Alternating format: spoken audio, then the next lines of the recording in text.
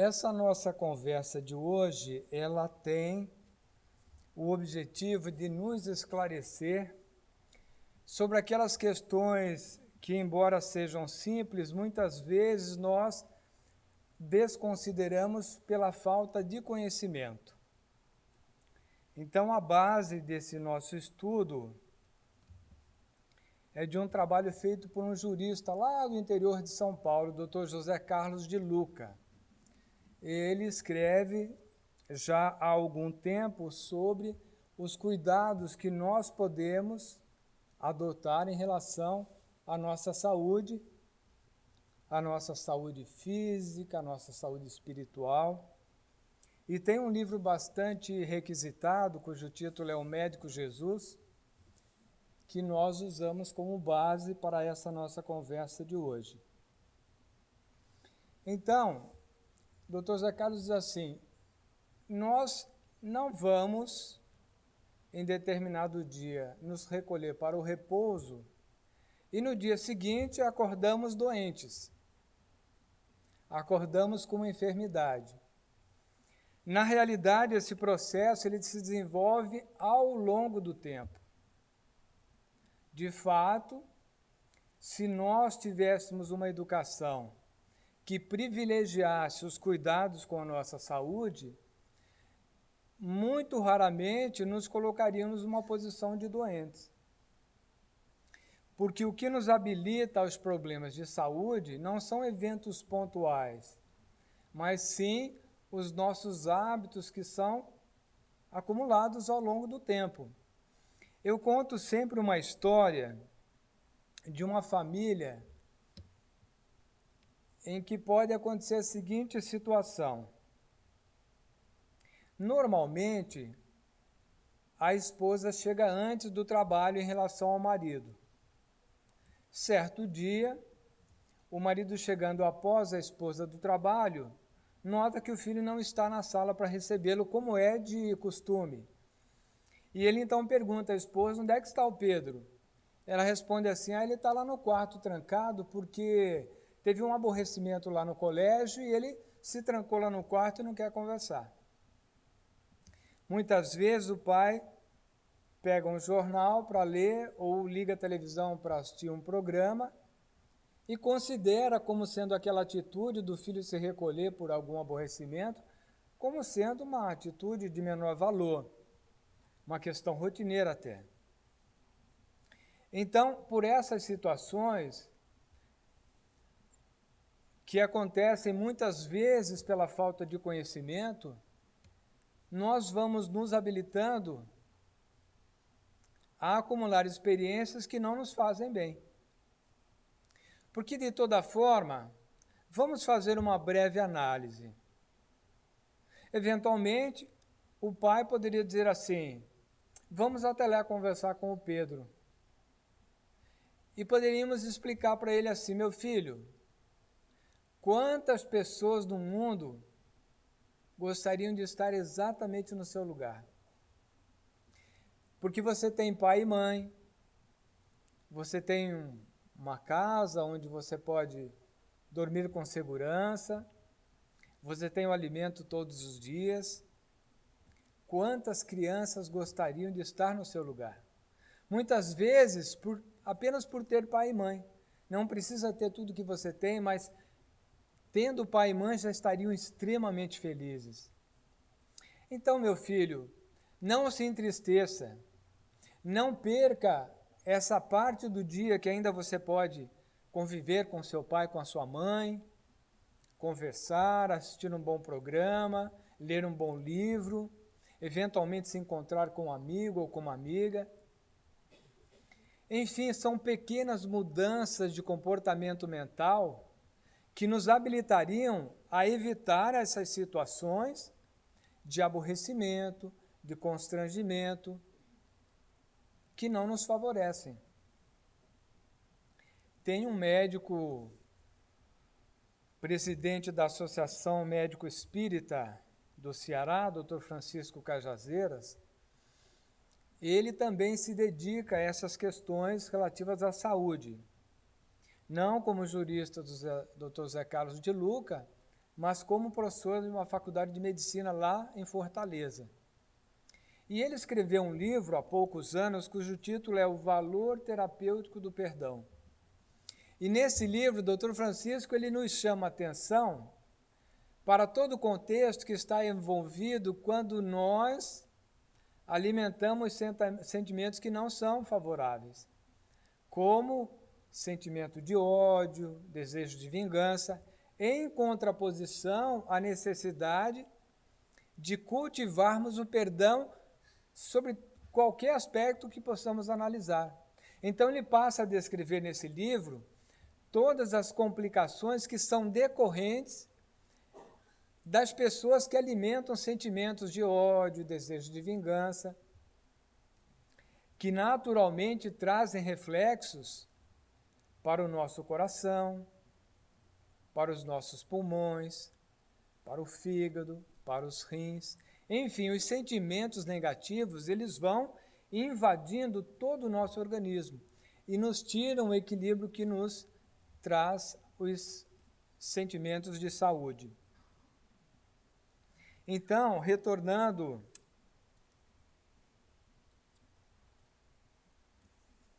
aos escritos do Dr. Zé Carlos de Luca, ele nos chama a atenção para o fato de que nós, ao longo da nossa vida, assumimos comportamentos que nos levam ao desequilíbrio interior, que vão gerando pequenas inquietações, mas que elas vão se acumulando ao longo do tempo. Eu costumo usar uma simbologia para nos orientar sobre as consequências, dizendo que é como se nós tivéssemos essa mochila que muita gente usa hoje para carregar coisas nas costas, apoiada nos ombros. Então, tudo que nós vamos sentindo, nós vamos acumulando como se fossem coisas que vamos depositando nessa mochila. E o fato é que, normalmente, acumulamos nessa mochila imaginária um percentual de sentimentos que está muito mais ligado aos sentimentos negativos do que os sentimentos bons. De fato, deveríamos sistematicamente, de tempos em tempos, esvaziar essa mochilinha, colocando para fora todos os sentimentos que não nos fazem bem e deixando ali só os sentimentos que são bons. Tem uma história de criança muito interessante. A criança, à noite, recebe a visita do seu anjo da guarda. E aí ela diz assim para o seu anjo da guarda: olha, eu estou cansado dos aborrecimentos que meus colegas causam lá no colégio. O que é que você me sugere? Ele diz assim: olha, eu vou deixar aqui para você 2 caixinhas. Uma caixinha dourada, onde você vai depositar todos os sentimentos positivos.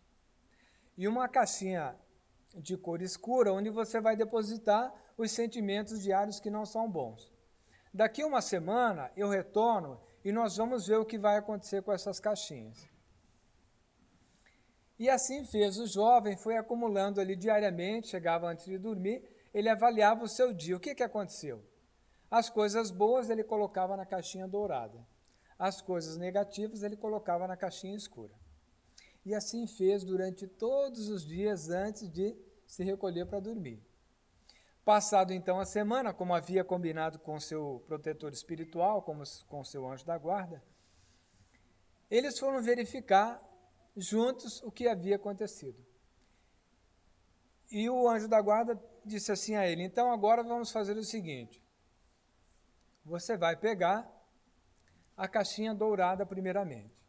O jovem foi lá, segurou a caixinha dourada, disse: levante a caixinha. Ele levantou.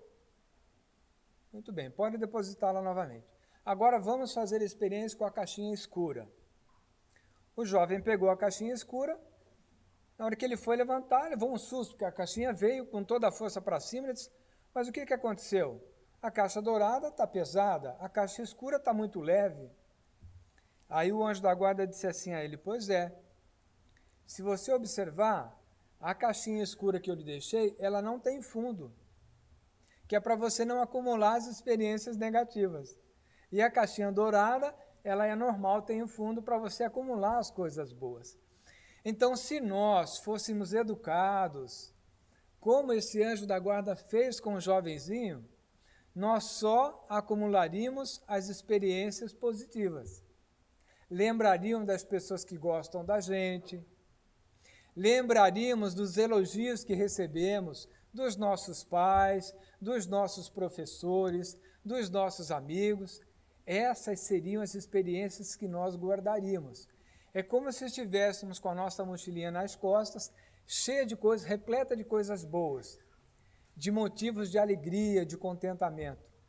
E a caixinha das coisas tristes estaria sempre vazia, porque nós estaríamos deixando de lado as coisas que não nos fazem bem.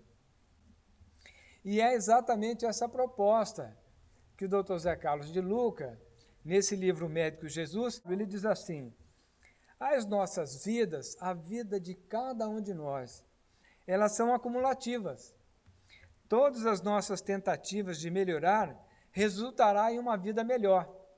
Então, quando nós exercitamos essa experiência que o anjo da guarda sugeriu lá para o jovem, guardando as experiências positivas e deixando de lado as experiências negativas, nós estamos acumulando melhorias para a nossa qualidade de vida.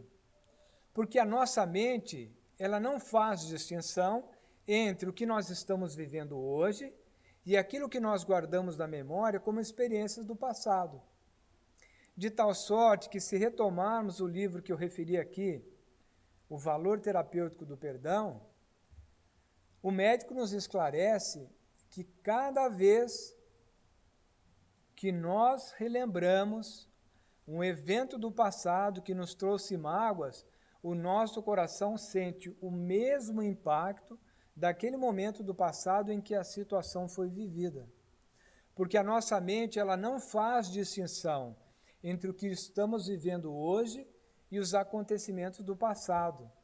De tal forma que, ao retomarmos em nossa tela mental um sentimento negativo do passado, haveremos de sentir os reflexos negativos como se estivéssemos vivendo neste momento. E aí, então, receberemos todo o impacto negativo no nosso coração, como já disse, nos nossos pulmões, no fígado, nos rins, enfim, em todo o nosso organismo. E isso, naturalmente, trará um desequilíbrio acumulado ao longo do tempo. Esses eventos vão fazer com que o nosso organismo, em determinado momento, se apresente com uma dor de cabeça, problemas na coluna, mau funcionamento dos rins, todos esses problemas que se apresentam, que são resultados desses sentimentos negativos que vão se acumulando ao longo do tempo. Mas alguém poderia dizer assim: mas então, quando nós comemos por exemplo, comemos uma maionese que não foi acondicionada devidamente com esse tempo quente que nós estamos vivendo nesses dias, digamos que essa maionese tenha azedado. E a pessoa, então, sem perceber que aquela maionese estava já fora das condições ideais para o consumo, ingere aquela maionese que já está azeda. O que vai acontecer? Muito provavelmente o sistema digestivo não vai dar conta de digerir aquele alimento que não está em boas condições. Então, esse exemplo muito simples nos mostra que, com certeza, é importante cuidarmos da alimentação que temos. Tanto assim é que aqueles que são diabéticos, como o papai José, que viveu longos anos da sua vida com o desequilíbrio do diabetes, ele tinha que cuidar de não tomar o seu café diário, que ele adorava café, papai José adorava café, tinha que tomar café com adoçante. Então, esses cuidados são necessários, naturalmente.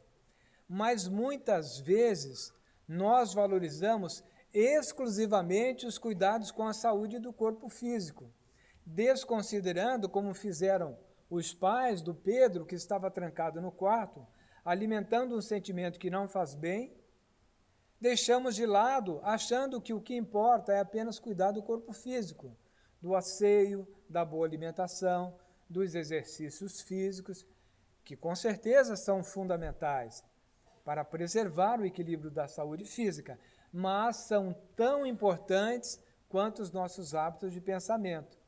De forma que, se nós desejamos cultivar hábitos que nos tragam uma saúde definitiva, precisamos cuidar desse dualismo, os cuidados com a saúde do corpo físico, mas também os cuidados com aquilo que alimentamos em nossa tela mental. Continuando os escritos do José Carlos, ele recorre agora ao Evangelho. É oportuno destacar que nós estamos numa casa fundamentalmente cristã. Nesse ponto pode surgir uma dúvida. Mas, professor, nós não estamos numa casa espírita, não? Sim, uma casa espírita cuja base é cristã. A base da doutrina espírita são os ensinamentos deixados por Jesus que nós vamos encontrar no Novo Testamento. É por isso que, normalmente, as palestras espíritas, elas fazem referência ao Evangelho. E alguém poderia ter até uma outra dúvida. O que é que significa o Evangelho segundo o Espiritismo? Nós que somos espíritas temos que saber esclarecer, porque senão pode surgir uma dúvida. Lá no Novo Testamento nós encontramos 4 evangelhos. São os 4 evangelistas que iniciam o Novo Testamento, que é o segundo livro da Bíblia Sagrada. Então nós que somos espíritas temos que esclarecer aqueles que não são espíritas. O Evangelho segundo o Espiritismo não é um 5º evangelho. O Evangelho segundo o Espiritismo, ele se compõe de ensinamentos que foram retirados dos 4 evangelhos, que estão lá iniciando o Novo Testamento, portanto, na Bíblia Sagrada, com complementos que foram trazidos por Allan Kardec, segundo as orientações dos mentores espirituais. De fato, então, o Evangelho segundo o Espiritismo, ele traz as mesmas mensagens dos 4 evangelhos que estão na Bíblia, acompanhados dos ensinamentos, esclarecendo os ensinamentos que estão lá no Novo Testamento. Então, sobre esse tema, Dr. Zé Carlos de Luca vai visitar o Evangelho para nos trazer exatamente a essência do ensinamento de Jesus sobre esse tema. Então, ele diz assim: no Evangelho de Jesus, encontramos o reforço desse contexto que estamos colocando aqui agora, quando Jesus, após uma cura, repetia, salientando a necessidade de uma mudança interior. Quando ele dizia, tua fé te curou. O que é que significa isso? É a demonstração de que aquele ser humano, ele tinha fé, confiança, crença. É uma mudança em relação a quê? A estagnação, a falta de confiança. Vamos traduzir para o dia a dia. Ai, meu Deus, tudo dá errado na minha vida. O meu colega de trabalho foi promovido e eu não fui. Estudo para passar num concurso e não consigo. Então, esses sentimentos não nos fazem bem. O oposto é a mudança interior que nós necessitamos. Se não passamos no concurso, é porque não chegou a hora ainda. Eu assistindo a palestra de um jovem que passou em primeiro lugar num concurso público. Ele dizia assim, o segredo para a aprovação no concurso é o candidato se conscientizar de que é necessário estudar até a aprovação no concurso.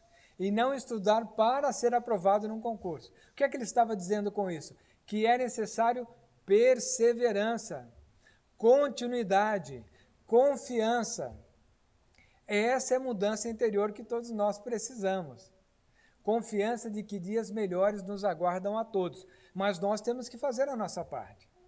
A saúde, ela vem quando nós buscamos essa renovação mental, associando o cuidado com a saúde física, mas principalmente o cuidado com os nossos hábitos de pensamento, que são tão importantes quanto os cuidados com a alimentação, o asseio, os exames periódicos. Aqueles que já atingiram o motor 5.0 já têm que cuidar de fazer alguns exames especiais. Aqueles que estão com 20 anos não precisam desses cuidados, mas quando o motor atinge a versão 5.0, já precisa ter uns cuidados especiais ali. Alguns exames já são necessários anualmente para que o médico possa avaliar como é que está o colesterol bom, o colesterol ruim, todo esse acompanhamento é necessário. Paralelamente a isso, precisaríamos conversar com o nosso médico sobre os nossos hábitos de pensamento. Conversar com ele, o que estamos fazendo, e as atividades de lazer, e a conversa com os amigos. A esposa tem saído com o marido tem convidado a esposa para sair, os amigos estão sendo visitados, os pais, meus pais já estão muito velhinhos, repetem sempre a mesma história, professor, já não aguento mais escutar, toda vez a mesma história que eles repetem. Pois é, quando a gente era pequenininho, o papai e a mamãe cansados, querendo dormir, o que a gente dizia? Conta de novo. Aí o papai e a mamãe, cansados, tinham que contar a história novamente. Terminava de contar a história, conta de novo. Lá e o papai e a mamãe contar a história de novo. Qual era o sentimento? A criança não queria se separar do pai e da mãe. Repetir a história era uma forma dos pais estarem ali, fazendo companhia para o filho. É um sentimento natural na criança. Quando nós, então, estamos diante dos nossos pais, dos nossos avós, já com idade acima dos 60 anos, por exemplo, será natural. Será natural que eles repitam mesmo as histórias. E nós, como filhos, como netos, haveremos de fazer o quê? Incentivá-los a contar de novo a história. Perguntar pequenos detalhes, demonstrando interesse, para que eles continuem contando a história. A nossa companhia é fundamental. É uma forma de retribuirmos todo o carinho que os nossos pais, os nossos avós tiveram conosco quando nós éramos criança. Então, o Dr. Zé Carlos nos recomenda: façamos algo por nós, pois Deus não coloca um peso maior do que aquele que cada um de nós pode carregar. Então, se estamos com um problema, conscientes de que Deus não coloca sobre nossos ombros dificuldades que não podemos transpor, haveremos de pedir ajuda ao nosso anjo da guarda, ao nos recolhermos diariamente. Podemos fazer uma prece de agradecimento a Deus pelo dia. Mas, professor, meu dia hoje foi muito complicado. Sim, estamos concluindo o nosso dia. Um agradecimento pelo dom da vida e um pedido ao nosso anjo da guarda, para que ele venha em sono até nós nos aconselhar.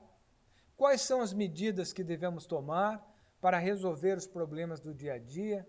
Muitas vezes a solução está do nosso lado e não conseguimos enxergar. E ele então pode, com a nossa sensibilidade preparada, com as nossas orações diárias, chegar até nós e dizer: Daniel, olha aqui do lado, meu filho, a solução está aí, você que não está vendo. E isso não é história não. Certa ocasião, me permitam contar uma história pessoal, estava com um desafio que me foi colocado pelo presidente da organização que eu trabalhava. Precisava fazer um relatório de acompanhamento dos projetos de uma forma simplificada que coubesse numa única página. Mais de 300 milhões, projetos no Brasil todo, precisariam ser consolidados numa página. Trabalhei durante uma semana, pesquisando, conversando com especialistas, não consegui encontrar solução. Na sexta-feira, concluindo o trabalho, me dirigi ao meu anjo da guarda e disse assim a ele: olha, eu sei que você tem coisas mais importantes para fazer do que ficar me ajudando a resolver problemas do trabalho. Mas você bem sabe que eu já trabalhei a semana toda e não encontro solução para esse problema. Então, se for possível, eu peço que você me ajude a resolver esse problema. Segunda-feira pela manhã, ao ligar o computador, naquela época, os softwares que eram utilizados, toda vez que a máquina era ligada, o software apresentava no canto direito da tela dicas para melhor utilizar aqueles softwares. Seja um editor de texto, seja uma planilha, seja um software de apresentação. Todo dia, ao ligar o computador, no canto direito da tela aparecia uma dica.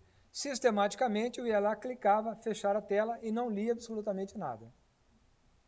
Naquele dia, segunda-feira, era como se ele estivesse do meu lado dizendo: meu filho, a solução está do seu lado. Você só vai ter o trabalho de olhar o que está escrito na tela.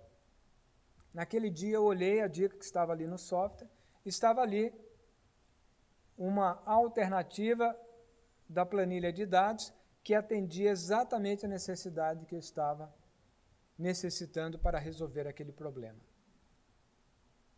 Essa é uma demonstração clara de que o nosso anjo da guarda, o nosso mentor espiritual, na linguagem espírita, está sempre ao nosso lado, mas muitas vezes nós é que nos distanciamos dele.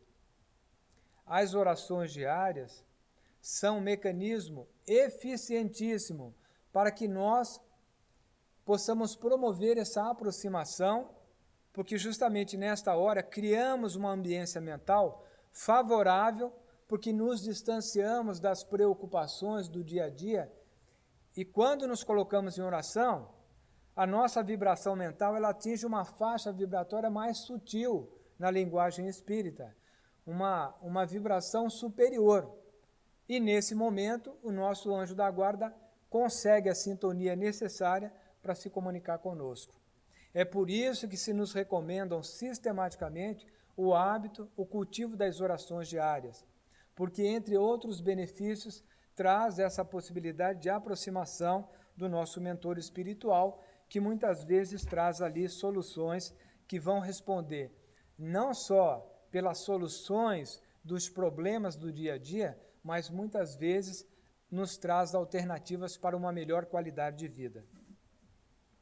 Então, retomando o texto, o José Carlos diz assim: quando nós alimentamos sentimentos negativos, como, por exemplo, sentimento de culpa, podem surgir como consequência outro sentimento, a autopunição. Então, se cometemos uma falha, é natural que ao cometermos a falha e nos conscientizarmos de que a falha foi cometida, surge em nós, pela nossa própria consciência, um desejo de reparação. É natural porque dentro de cada um de nós está presente energias do Criador. Então, por que é que a doutrina espírita nos esclarece que nós todos estamos num caminho para a perfeição? Porque mora dentro de cada um de nós essa centelha divina que nos conduz para a perfeição. Todos nós, absolutamente todos nós, jamais regredimos. Nós estamos num processo evolutivo. Então, essa centelha divina que mora em cada um de nós, ela nos encaminha para soluções para os problemas do dia a dia. Então, a nossa consciência, quando reconhecemos que cometemos um ato culposo, ela nos chama a atenção. Ó, Daniel, você precisa reparar. Você cometeu uma falha, é preciso haver uma reparação. Então, a reparação ela pode se dar com pedido de desculpas. Pode ser no ambiente de trabalho. Temos que chamar o nosso colega em particular, no ambiente reservado, e dizer a ele: olha, eu te chamei aqui porque no dia tal eu disse isso assim, assim para você, mas eu não estava no meu equilíbrio normal. Naquele dia eu não me expressei bem. Então, eu gostaria que você aceitasse as minhas desculpas, porque pode perceber que não é uma atitude do meu dia a dia. Então, se for possível, gostaria que você aceitasse as minhas desculpas, porque não agi corretamente contigo. Concluída a fase de desculpas, mesmo que a pessoa não manifeste as desculpas, estamos com o problema resolvido. Vamos continuar adiante sem alimentarmos essa consequência que é o sentimento de autopunição. Estamos resolvidos. Se for no nosso relacionamento, muitas vezes lemos no Evangelho passagens como essa. É preciso amar os nossos inimigos. Aí a gente diz assim, bom, aí já está indo longe demais. Isso aqui serve para Jesus. Agora, como é que eu vou gostar de uma pessoa que não gosta de mim? Que vive puxando o meu tapete? Então a gente se refugia e diz assim, bom, como eu não posso ainda amar os meus inimigos, então eu vou tratar as pessoas que gostam de mim de qualquer jeito. Então o que acontece? Nós, muitas vezes, deixamos de elogiar a esposa, de elogiar o marido. O quarto dos nossos filhos está tudo arrumadinho, mas a gente chama a atenção porque ele não fez a lição de casa. Quando nós deveríamos, primeiro, elogiar o quarto que está todo arrumado, porque muitas vezes o nosso está todo bagunçado. A gente não olha o nosso, mas olha o do filho que está deixando de fazer a lição de casa, quando nós deveríamos, primeiro, olha, parabéns, o seu quarto está muito bem arrumado, você está de parabéns, se quiseres até dar uma ajuda para arrumar o meu quarto, eu fico muito agradecido, porque o seu está melhor do que o meu. No entanto, como o papai tem que trabalhar todos os dias, de 8 da manhã até as 18 da tarde, você também tem um compromisso como se fosse trabalho. E nós acordamos que, chegando do colégio, você iria almoçar, descansar, e em seguida fazer a ação de casa. As outras atividades, como internet, os jogos, os amigos, são segundo plano. O primeiro do nosso acordo é fazer lição de casa. E eu observei que no dia tal, no dia tal e no dia tal, isso não aconteceu. Então, o que nós vamos fazer? Vamos rever o nosso acordo, ou você reconhece que realmente precisa se adequar ao nosso acordo? Essa seria a atitude correta. Mas muitas vezes chegamos já agredindo nossos filhos. Como que você não faz lição de casa? Isso é um absurdo. Estou cansado de receber reclamações do colégio. O filho imediatamente se coloca numa posição de defesa. Ao contrário, se iniciamos essa conversa com elogio, o filho já se sente relaxado, porque ele foi elogiado. Quem de nós não gosta de receber um elogio? Todos nós gostamos. Assim também nossos filhos. Então, muitas vezes, por não conseguirmos ainda praticar essa compreensão em relação àquelas pessoas que não nos tratam bem, que nós lemos lá no Evangelho, é preciso amar os inimigos, mas podemos pelo menos compreendê-los. Por se alguém não nos trata bem, é porque aquela pessoa não está vivendo um bom momento. Porque se a pessoa estiver feliz, estiver equilibrada, ela vai nos tratar com respeito, com educação. Então, se alguém não nos trata com delicadeza, com respeito, com consideração, é porque aquela pessoa não está vivendo um momento bom. Então, o que ela precisa? Da nossa compreensão. Então, muitas vezes ainda não estamos preparados, mas podemos praticar o carinho, a dedicação, a fraternidade, as palavras de elogio com as pessoas com quem convivemos dentro de casa. O pai, a mãe, os avós, os filhos, a esposa, o marido, os irmãos. Nós podemos praticar essas delicadezas com quem gosta da gente. Então, para recuperar o equilíbrio, diz o Dr. Zé Carlos, precisamos nos convencer que nós, cada um de nós, precisamos de paz interior. Precisamos nos reconciliar conosco mesmos. Então, por isso é que nós precisamos praticar esses atos de conciliação. Se cometemos uma falha, pedimos desculpa e estamos resolvidos. Vamos continuar adiante.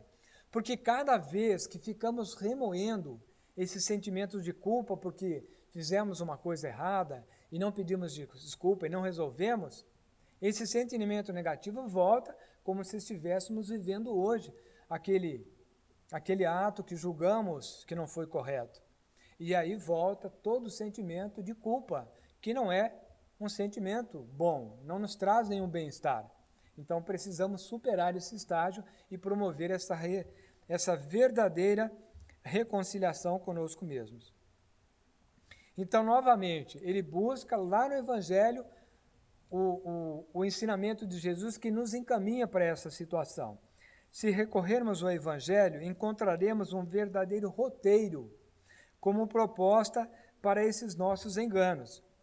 O Evangelho nos pede que não permaneçamos no mal. Vale dizer, temos que abandonar esses pensamentos que não nos fazem bem. Temos que abandonar esses sentimentos de culpa.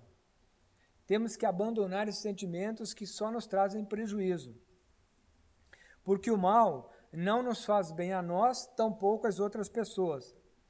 Tampouco esses sentimentos não produzem saúde, não produzem bem-estar e, mais do que isso, tiram o nosso equilíbrio. Então, o que nós precisamos é começar com pequenos atos do nosso dia a dia.